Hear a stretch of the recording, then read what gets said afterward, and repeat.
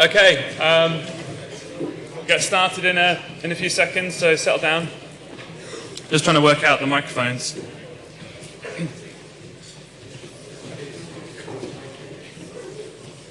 Is that working, yeah?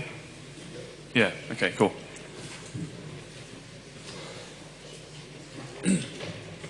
Okay. So, a reminder, you guys coming in a bit late, use the back of the room next time, please. There's some stairs at the back. Right. So, nearly the end of week 2, and some more on hydrostatics this morning. A few things to point out again on the online resources. Still the recommended reading in the core textbook, and also the condensed notes, a couple of supporting videos which were snippets of content from last year covering some of the maybe more involved derivations. Some of them I went over already on Monday, and I'm going to go over some more of it today. And then also the quiz. So some people asked me to clarify, the quizzes are open until the last day of the semester teaching. So that's, I think, the 17th of December, midnight on the 17th of December. All of the week's quizzes are open until then. You can take them as many times as you like, and you don't have to end on the highest score. The system remembers the highest score that you got. So if you try it again and you get less, it will still remember the highest score. And as long as your kind of total score over all of the 10 weeks of quizzes, there's 10 weeks of taught content, 10 quizzes, as long as the total score is over 80%, then you get the credit, the 5% credit for the module. Okay, so we've got, on the synchronous side, we've got lecture today, the second of the week, and tomorrow there's the tutorial. So it has been confirmed it's in person. It's going to be in Reynolds Building, which is on North Campus, and you have the room allocation is going to appear in your timetable. I'll send an announcement around. It, for some reason, hasn't been already finalised until very recently. I think there was an issue with room availability. So you're going to be split into 5 groups. There's going to be a number of GTAs, graduate teaching assistants, who are going to help try to make it as interactive as possible. And the exact room that you're going to be allocated is going to be on your timetable. And I'll try and also copy the message onto Blackboard in case you don't see it on your timetable for some reason. Okay, and the tutorials are going to be every 2 weeks. So it's this week, and then next week I'll give you another sheet to look at, and then the answers for that will be the 2 weeks after, 2 weeks today, or tomorrow. Okay, so summarising some of the stuff that we introduced on Monday, something to get you thinking. This is a thought experiment where you've got a steady tank of fluid in a reservoir where we're saying the fluid is at rest, and we're asking to make some observations about the pressure at different locations. So there's 4 kind of things to comment on. The first one, what can we say about all of the points that are at depth 1? Anyone want to? The same pressure, yep. Hydrostatics tell us that when a fluid is at rest and when the fluid is at a constant density and it's connected by the same body of fluid throughout, then the pressure will be the same. What about at depth 2? We have points A and C. The same, yep. Even though there isn't a direct connection in the horizontal direction, it's the same depth of fluid and it's connected by this path, so that's still okay, that still applies. What about B, little b and big B? Which one's going to be the higher pressure? Big B, right. Remember that we treat fluid at rest just like blocks of matter, and the greater the number of blocks of matter that you have above you or on top of that point, then the higher the force, the higher the pressure. And then C and D. So this one and this one, slightly more complicated. Which is going to be the higher pressure? Yeah, over there. I would say big D would be high pressure because the mercury is much denser. Yeah, D, that's exactly right. Yeah, D, so again, think of the blocks of the fluid, and the one block of, one unit volume of mercury has a lot more weight than the unit volume of water, so the force above that is going to be a lot greater. Good. And that's exactly what's happening in the atmosphere, right? So I think those of you in aerospace will start to be looking at the International Standard Atmosphere this semester and starting to look at how we can't really do much in aerospace without understanding air. And if you like, the first step in that is understanding how air varies in the region that we're going to be using it. And the example here is showing how, in a kind of cartoon manner or schematic way, showing how the particles of air are varied across a slice of atmosphere. And of course, because of the force of gravity, right? Because there's a greater attraction nearer the surface, they tend to cluster the air density tends to be higher near to the surface. As you go further away, there tends to be less, right? There's less of an attractive force keeping the air together and pulling it together. So when we talk about 1 atmosphere of pressure, right? So this is a unit of pressure that we often use and will routinely use in engineering in this module and in many others. 1 atmosphere of pressure is nothing more than the weight of an imaginary column of air that is, a unit area, maybe a meter squared, extending from the surface of Earth all the way up to the edge of the atmosphere. And if you were able to calculate that weight, then the force per unit area that exerts on the surface of the Earth is an atmosphere of pressure, or 1 bar. Now, clearly, that tells us a few things. That tells us that atmosphere is an average term, right? It's not going to be the same. It's not going to be the same at any point on the surface of Earth where there's a difference in height or a difference in weather conditions. And actually, it's going to be changing all the time, even at the same point. Because one of the things that we introduced last time was that if, in the analysis of hydrostatics, the pressure is, we're assuming that the fluid is static. As soon as we allow the analysis to include a dynamic fluid, then the pressure is changing again.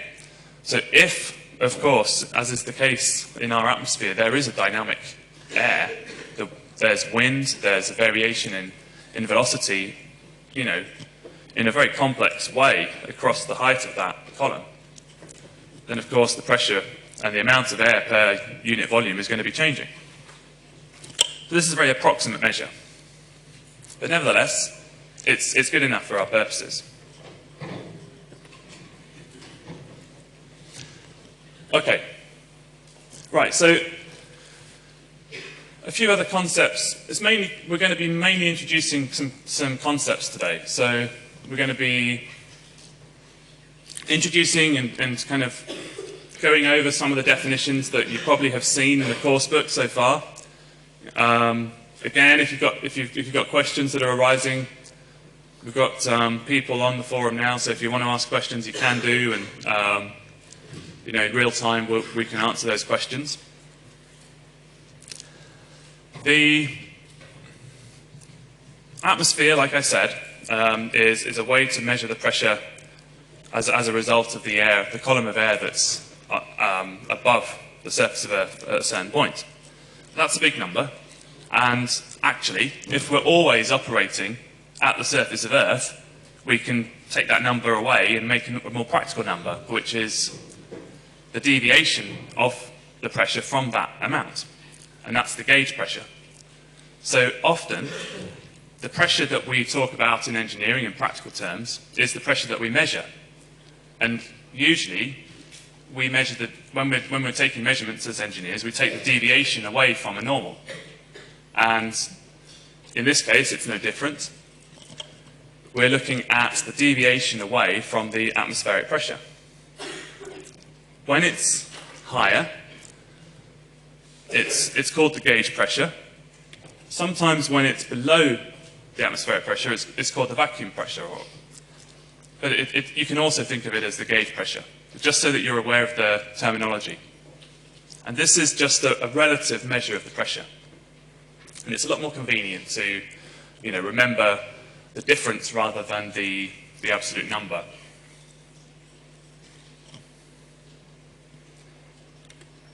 And yeah, so next Monday we'll take a little bit of a look at some of the measuring devices that we use in fluid dynamics.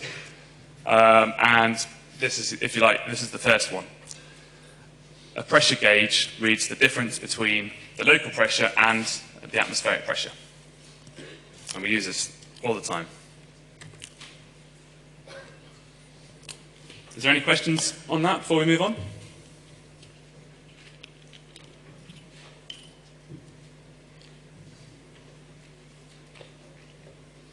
No? Good.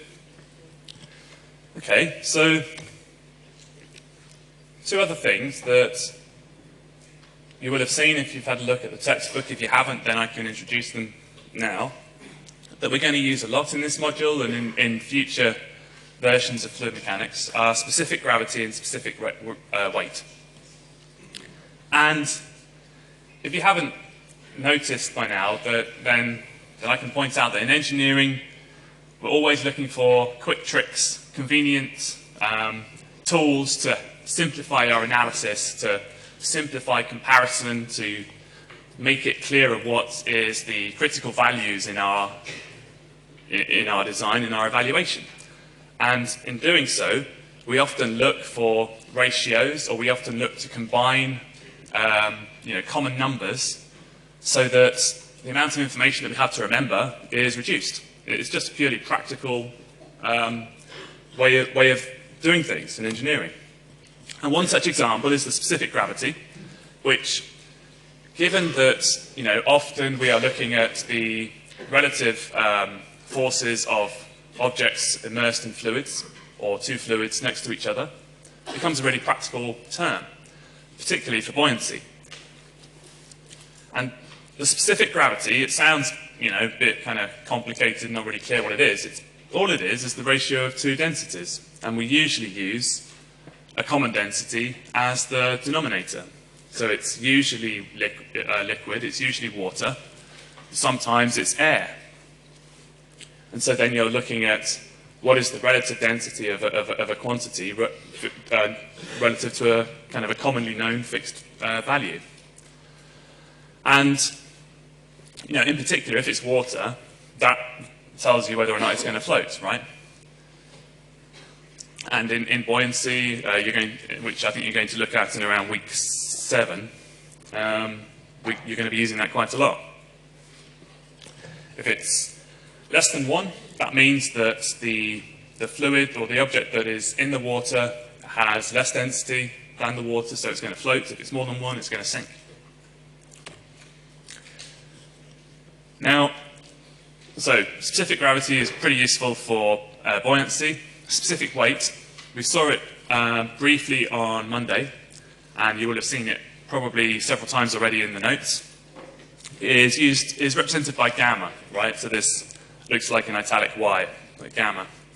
And this is purely the practical combination of gravity, the gravitational constant G, and density. Now, you're going to go on, probably in next semester in dynamics, it might be called dynamics, it might be called mechanics, but it's next semester, it's probably one of the hardest modules next semester. It's one of the best as well.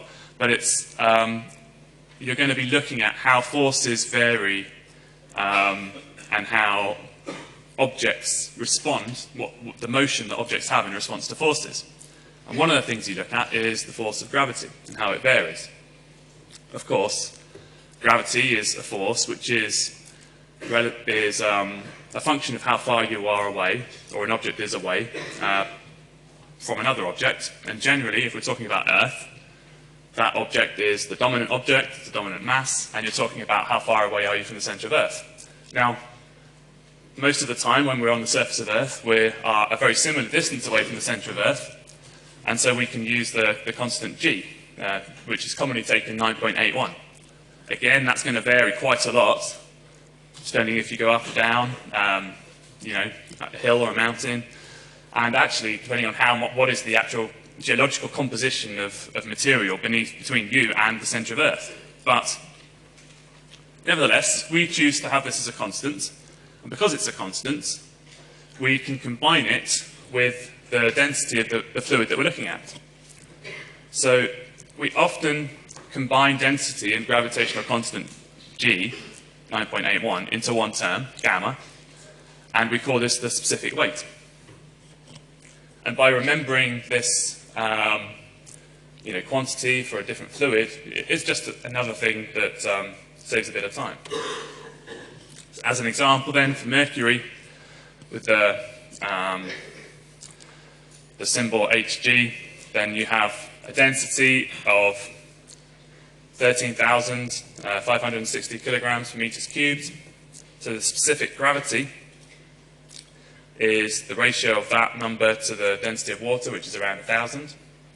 So mercury is 13.5 times more dense than water.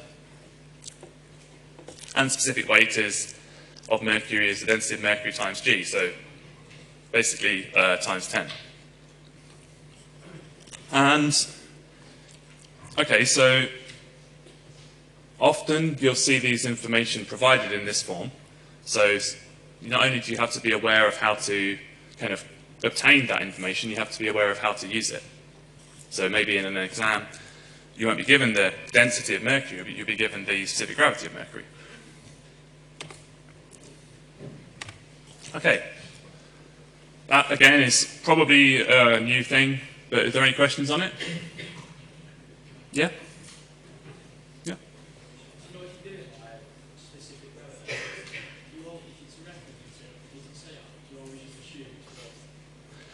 Yeah, so that's a good question. The question was, do you always assume that it's water? Now, strictly speaking, no, right? Because it's just a ratio, and it could be anything. But generally, if it's a liquid, you can do. If it doesn't say, if a question or a reference table doesn't say, you can assume it's water.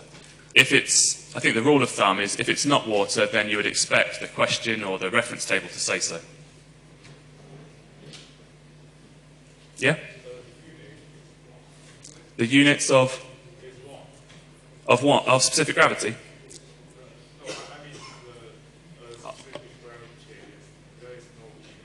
Yeah, no, there's no unit, yeah. So that's, yeah, there's a mistake there, yeah. So this one should be for here. Yeah, well spotted. Try and correct that in the notes. Other questions? No? All good? Okay. So, right. Next few slides, we're going to show how we can provide a set of equations that relate the forces on a fluid element to its motion. Okay, so it's maths, it's early on a morning, but this is also the same content that was in the supporting video, and I'll go through it as clearly as I can, and then we'll leave some time for some questions. But it's important that you understand this, so it's worth going through it again. Again, there's already been a few questions on this particular observation on the forum. Please continue to use that and have a look at the forum as your first port of call if you do have questions on this. So it's quite exciting because we're going to see in a few slides how we can get to one of the fundamental equations of matter, which is Navier-Stokes applied to fluid dynamics. And you're going to use this all the way through the degree, and we use it routinely in engineering and scientific research. And like I said a couple of weeks ago, from aerodynamics of cars to weather forecasting. And it all starts basically with an analysis like this.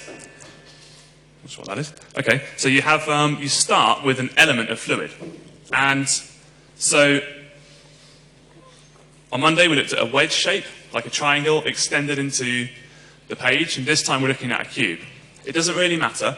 Someone asked the question quite rightly, why do you choose a wedge, why do you choose a cube? You can choose whatever you like. And the reason we chose a wedge last time is because we wanted to choose a surface that had a component in X and Y. The reason that we're going to choose a cube now is just that it's more convenient to use the same analysis in 3 dimensions. So we want a uniform shape. So starting point, we assume that our pressure is a 3D time-dependent quantity. So it has a function of X, Y, Z, and T. And we're going to analyze, step by step, the forces that are acting on the elements of fluid. So we first look in the X direction, and we see we've got a pressure times by an area. And the area is in pink, which in this particular case, we have a cube for which the volume is dx, dy, dz. And the area of that face is dz, dy. And we're saying, okay, the difference in forces, remember that a pressure is a force per unit area, so a force is a pressure times an area. So the difference in forces is the pressure here minus the pressure here. Now, someone quite rightly asked in the forum, why do you assume that it's increasing, right? So, because it says plus partial d p dx times dx. And it looks like we're assuming that it's increasing, but actually what we're doing is we're just picking a direction and assuming and saying that if it goes in that direction, it's a positive. If it goes in the other direction, it's a negative. It doesn't mean that we're saying that it has to increase, because that gradient can still be negative, but it's, we have to pick one. So once we write out the 2 terms that are the 2 forces that are acting on that element, we can multiply them out, and we can see that the terms with pressure on their own cancel out. So we have P dy dz minus P dy dz. And we get the expression that the force, dF dx, is equal to basically the volume times by the pressure gradient, or minus the pressure gradient in the x direction. Everybody with me so far? Yeah?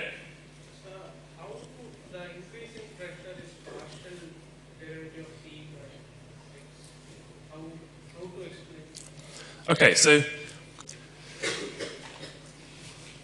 the partial derivative is a way to analyze how much a quantity is changing with respect to one variable, when actually that quantity is a function of more than one variable. Okay, so it just means that we're looking at how that quantity is changing just in response to one variable x.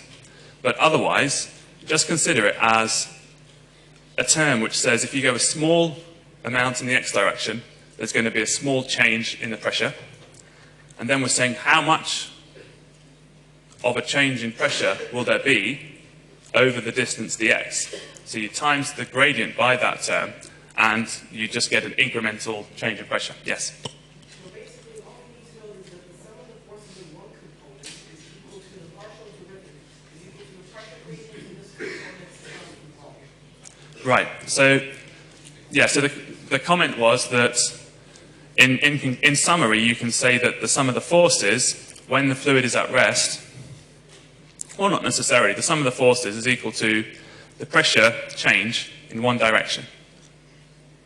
And just to kind of show you that that's the case in the other directions as well, we look one by one in the other 2 spatial dimensions.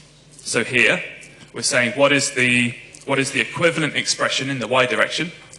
So again, look at the pressure that is acting on the face dx dz, which is this one, dx and dz. So that's the area of the pink faces. And we say, okay, how much is it changing when we go from this point to this point? Again, we're assuming a positive gradient in a positive up direction in the y. And again, in a very, very similar way, once you get that expression, you can expand it to show that the p dx dz minus p dx dz cancel out, and you're left with partial dp dy times the volume. And we get exactly the same in the third dimension in z. The only thing that changes is that the force is now going in the z direction, and that's perpendicular to this front and back face, and the front and back face has area dx and dy, which is why we put those there.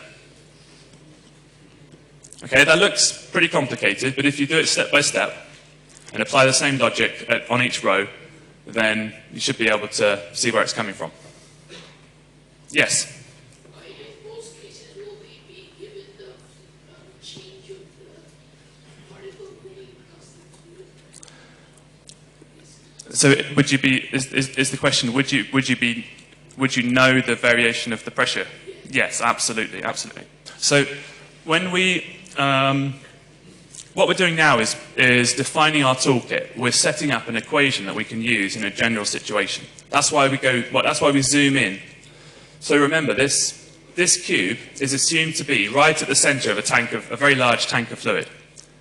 And if we can solve it for that tiny, tiny cube in the tank of fluid, then we can solve it for the whole tank using integration methods. So it's really important that we get our toolkit right. Yep. So I think of the iteration. So we will be given the pressure difference, and dP over dx is equal to the gradient of the change of pressure for every distance that x is traveling. So we will be given the pressure difference in the exam between both sides of the same component. Okay, so the question is again, will we be given the pressure variation in a question?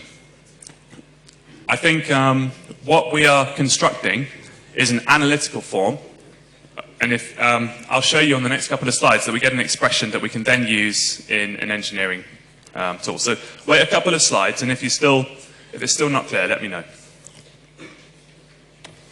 Right, so what we have from these three expressions is essentially they are just equal to the pressure gradient times the volume. And this is where it gets a little bit more tricky, because we introduce the gradient operator. Hands up if you've never seen the gradient operator before. That's basically everybody. Okay, fair enough. Grad and the upside down triangle is like an essential element of vector calculus, something that you will see in your maths this year, and something that you will use again and again in engineering. It appears in fluid mechanics, solid mechanics, electromagnetics, in all walks of science and engineering. You will see vector calculus terms, anything basically that has some kind of 3D variation of quantities.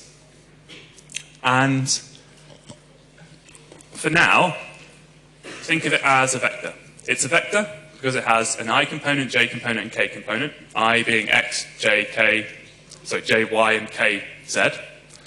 And if you take the gradient of a quantity like pressure, it means you're going to create a vector that has, instead of X, Y, Z in each direction, it has the gradient of the pressure in each coordinate direction as its three components. Okay? So if we're going to, what our motivation is to try and combine these three expressions into one, and that's what we can do with a vector. So think of this as a vector equation where instead of dfx, dfy, dfz, we write bold font df, which has three components. And instead of dpx, dpy, dpz, we have the gradient operator. And this is, completely following the same steps as in the textbook and in the supporting text. We can then summarize that purely by saying grad P, which is what we have here, grad P. The gradient of the pressure in 3 dimensions is equal to the force, big font, big F, divided by the volume, dx, dy, dz. Remember, that's the volume of the cube. And we actually often introduce a notation where the F takes a lowercase when it's the force per unit volume. So we're saying the pressure force is equal to the gradient of the pressure minus the gradient of the pressure because of our convention of Z being up. Right. Some big steps, some new concepts, some complicated notations. Absolutely appreciate this. You're not going to necessarily see how this all fits together straight away, but hopefully this is like a soft introduction to a term that you're going to see quite frequently. If you've got more questions, well, I think you can put them on the forum because I want to move on. Right. So, we've defined our pressure force per unit volume, our pressure gradient, and we're now going to say all the forces that are acting on that fluid are combined using Newton's second law to say the sum of the forces that act on the fluid will equal to the mass times acceleration. If the fluid is stationary, then the mass times acceleration is zero, because the acceleration is zero.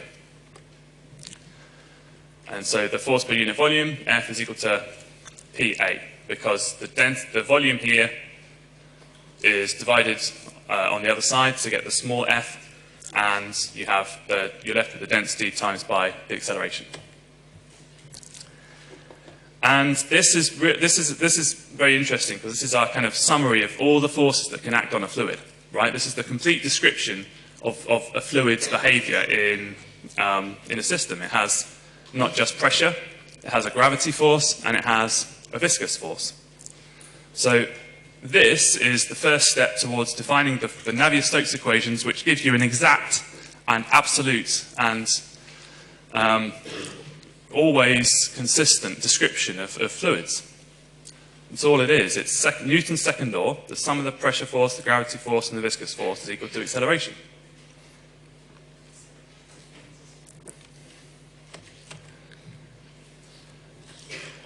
And we're not going to take that much further in this module, but I want to introduce that to you now so that when you see this in later modules, you can remember that this is, here you saw it first, this is where it all comes together, and according to how much detail and accuracy you need, you can come back to this point and add more terms, add more information, add more accuracy. But for now, we're going to plug in a few terms. So we've got the pressure force is our gradient of pressure. Our gravity force is our mass per unit volume times gravity. And we're not going to worry about viscosity. And we're not going to worry about acceleration because it's at rest. So if the acceleration is zero, we're left with the equation, the pressure gradient is equal to the gravity force.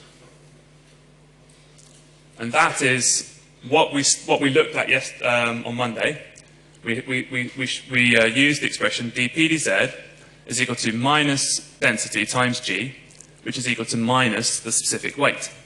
And we used that at the end of the lecture on Monday to introduce hydrostatics and how it can be used to calculate the depth of a fluid below the surface. And we're going to use it again. But now I've shown you how you can get to that from an element description of fluid via a way to describe all of the forces acting on a fluid when we need to do so.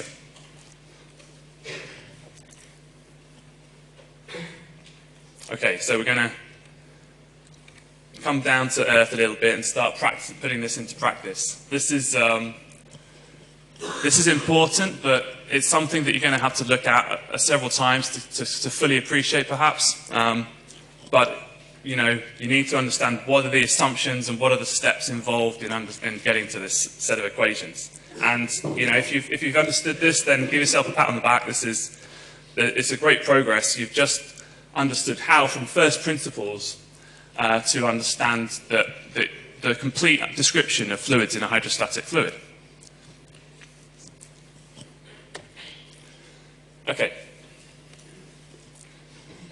So time for an example. Now we're looking at, a typical exam question, a typical application of hydrostatics to a problem. You have a container of fluid which is given, and you're told that, well, it doesn't say there, but it should say there that this is a fluid system that is at rest.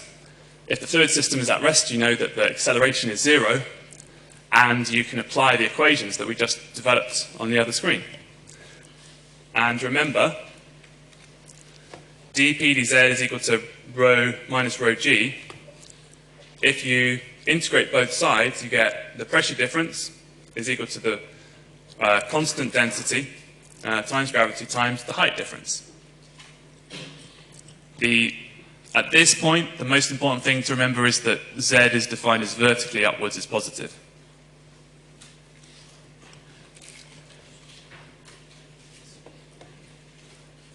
And we're asking the question. I think in your notes you've just got the answer, so feel free to make further notes, or I'll also put the full working online. I think it's also here actually, so you can put your comments here.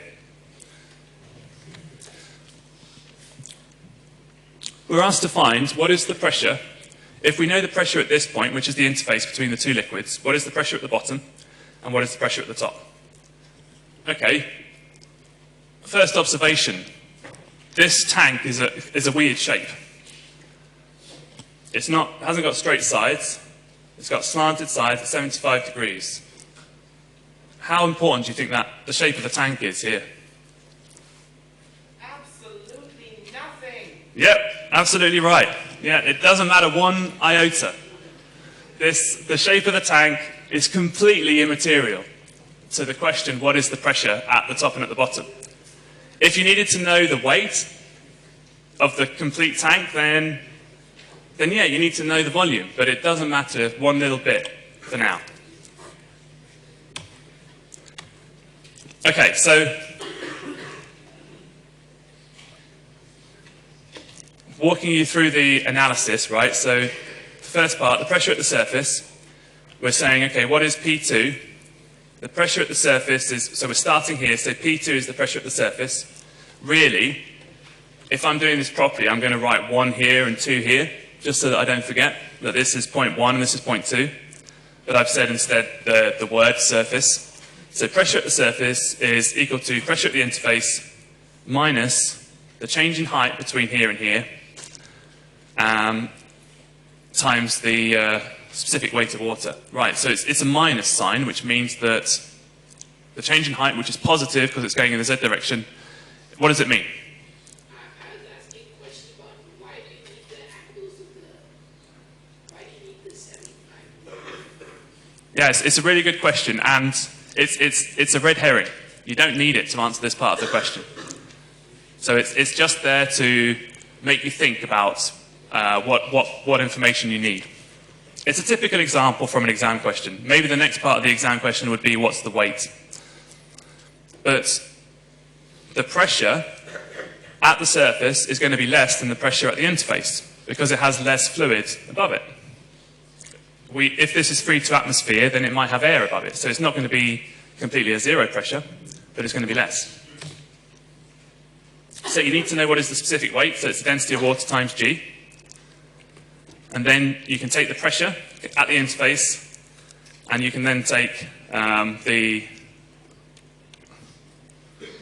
that should be the other way around. That should be a minus. Sorry about that. And you should be able to then take this pressure away from the interface pressure and get the surface pressure, which is correct here. So it's 90,000. Yeah.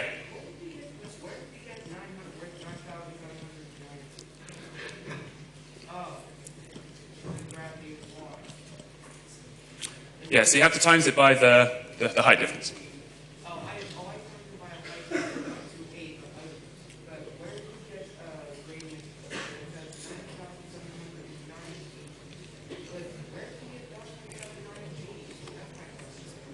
Yeah, there might be something wrong. Let me take another look at this later. In fact, I will leave this over to you guys to put some notes on here, so you can help me out.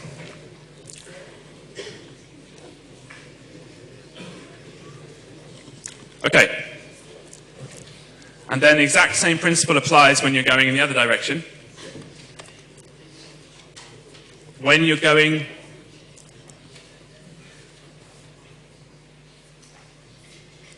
okay, yeah, and I appreciate there's probably a bit of confusion with the numbers, but we'll sort that out for you. When you're going in the other direction, you have to find the specific weight of mercury, you have to find the height, you have to use the same units, and then you're increasing in pressure. So then you have to add the hydrostatic pressure due to the difference that you're traveling through the mercury. Always apply the kind of common sense rule. If you're going up, make sure that your pressure is going down. If you're going down in the fluid, make sure that your pressure is going up. And if you remember that when you've got to the end of the question, when you've got to the end of your calculation, quite often you'll spot a mistake. So always apply the common sense rule.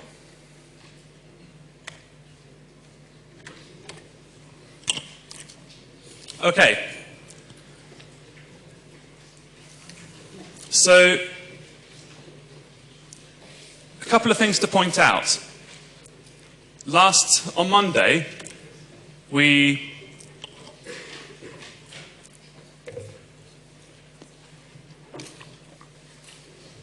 went through the process of analysing the variation of forces in a fluid, and we came up with a few rules that we applied at the beginning of this lecture. Pressure in a horizontal plane of a connected constant density fluid is constant. Pressure in a vertical direction of the same fluid is dependent only on the pressure gradient times, it's dependent on the gravity times density. And the pressure is a point force, and it's independent of the shape of the container, which was pointed out in the last example.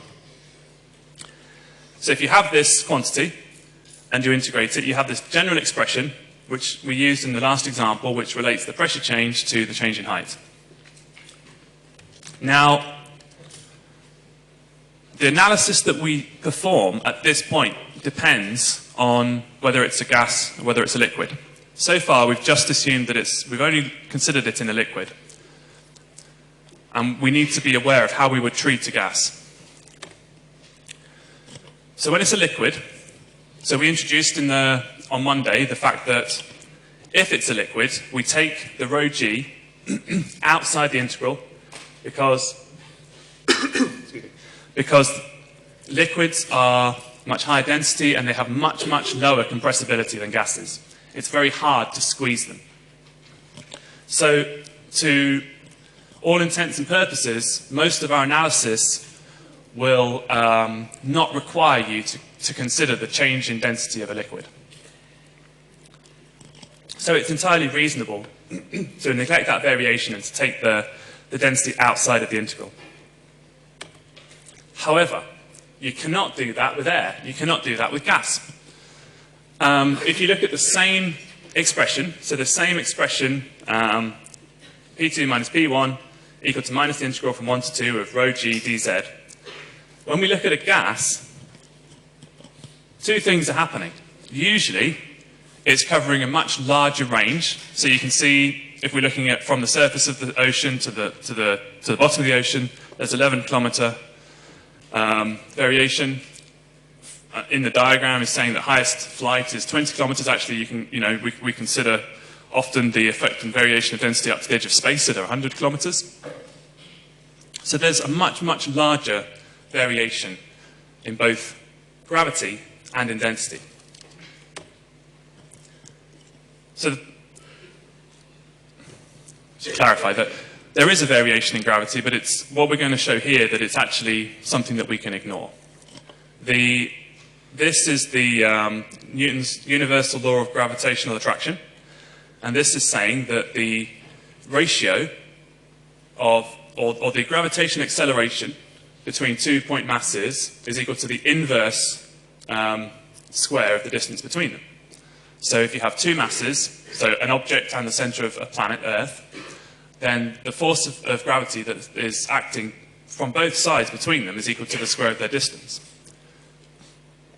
It's also equal to the product of their masses as well, but because the mass of Earth is essentially much, much larger than the mass of the object and it's constant, we combine that number into the number that ends up being 9.81.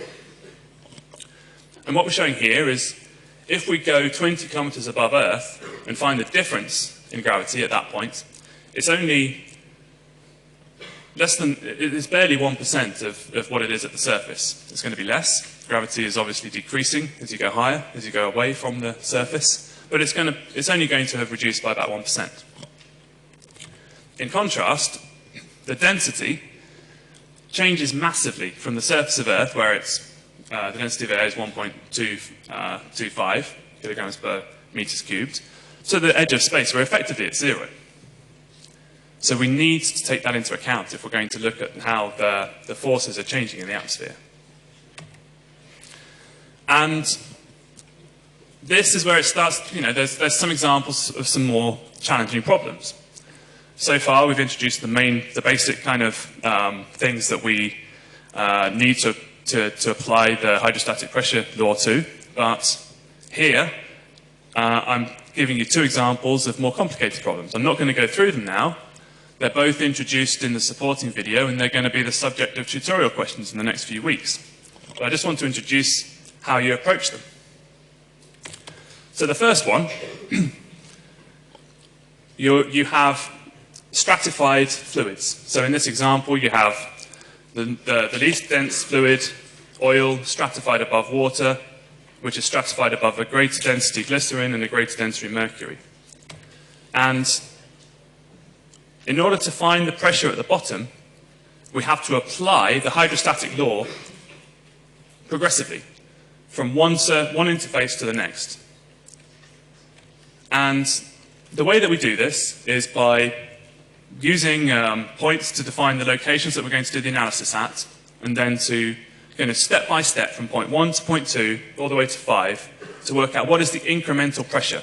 And we use this, we're going to do this on Monday in a lot more detail to measure the pressure, for example, in a wind tunnel. So we use this in the subject of manometry, where we're looking at how the pressure changes in different fluids transmit to different changes in height of those fluids. And then we can use the height variation of those fluids to measure it. We just need to measure those height differences to find the value for the pressure. So all we need to know for now is that you can step progressively through the different fluids, changing just the density, the locations, and their vertical positions. And we can combine that into an expression that gives us a sum of the variation of the pressures as it goes through different fluids. So the expression that we form is essentially just the starting pressure plus the specific weight times the vertical height through which you go. Like I said, there's going to be some example questions in the next week or so, so I'm just kind of preparing you for that here. This is probably something that you would be expected to be able to do in an exam.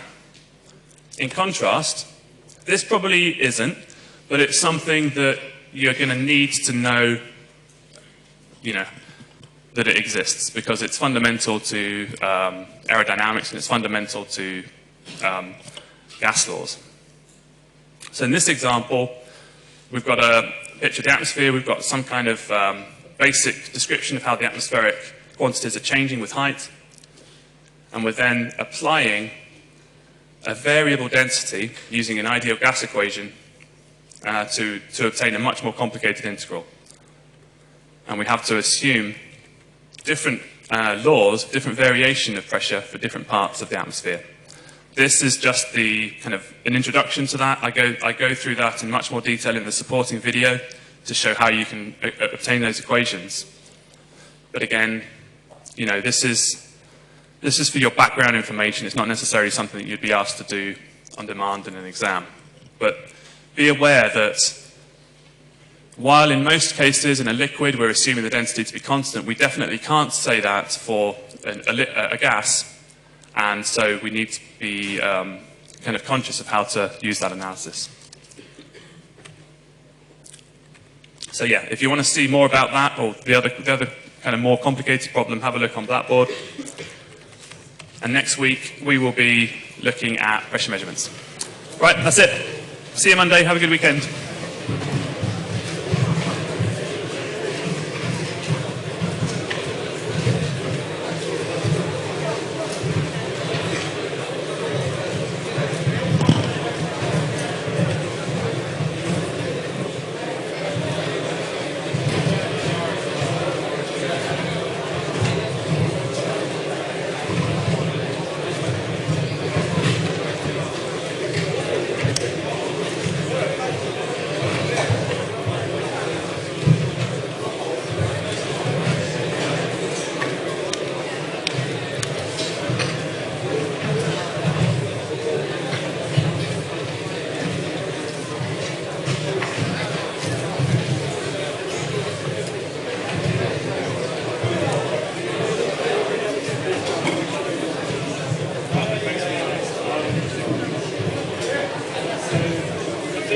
be kind of yourself.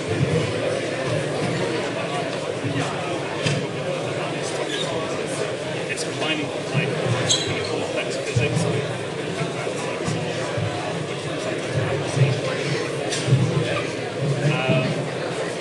How can I say this?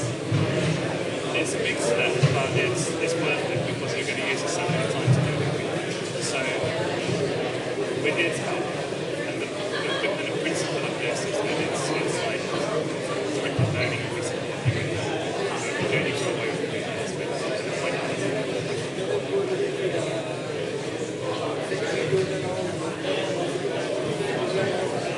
let's go outside. So I'm happy to stay as long as it takes, but just to get out of the way. So can I ask you something? Yeah.